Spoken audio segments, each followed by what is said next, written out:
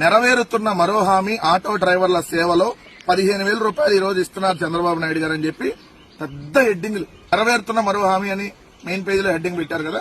లోపల పేజీలోకి వెళ్లేటప్పటికి ఆంధ్రజ్యోతి చెప్పకున్నా చేస్తూ ఆటో డ్రైవర్లకు ఏడాదికి 15,000 ఆర్థిక సాయం అందించే అంశాన్ని ఎన్నికలకు ముందు మేనిఫెస్టోలో చెప్పలేదు, అయినా చంద్రబాబు నాయుడు గారు పెద్ద మనసుతో చేసేస్తున్నాడు. ఇది ఆంధ్రజ్యోతి. ఈనాడు చూస్తే సేమ్ దాంట్లోనే ఎన్నికల హామీ కాకపోయినా ఆటో డ్రైవర్లకి ఆర్థిక సాయంపై ఎన్నికల మేనిఫెస్టోలో కూటమి నేతలు హామీయే ఇవ్వలేదు, అయినప్పటికీ ఈ పథకాన్ని కూటమి ప్రభుత్వం అమలు చేస్తుంది. సిగ్గుండాలి. మీ ఇద్దరు కడుపుకి అన్నం తింటున్నారా? అంటే రాత్రి అంతా సిట్టింగ్ ఎక్కువైందా? సుమోని గట్టిగా ఎక్కారా? ఎక్కువ షాట్లు వేసారా? 99 రూపాయలు Bengaluru malted Kerala malted mix చేసుకుని తాగారా? ఏమి రాస్తున్నారో సోయి లేదా? అంటే ఇది ప్రజలను మరోసారి మోసం చేయడానికే కదా ఈ వార్త. రెగ్యులర్ గా మీరు ఇస్తానన్నటువంటి స్కీమ్ లో భాగం ఈ 15,000 రూపాయలు. సో దీన్ని గత ఏడాది ఆల్రెడీ 15,000 రూపాయలు ఎగ్గొట్టారు ఆటో క్యాబ్ డ్రైవర్లకి. ఈ ఏడాది 15,000 ఇస్తా దీన్నేనో సంబరాలు చేసుకున్నట్టుగా ఎన్నికల హామీ కాదంట. ఇది మేనిఫెస్టో తెలుగుదేశం పార్టీ.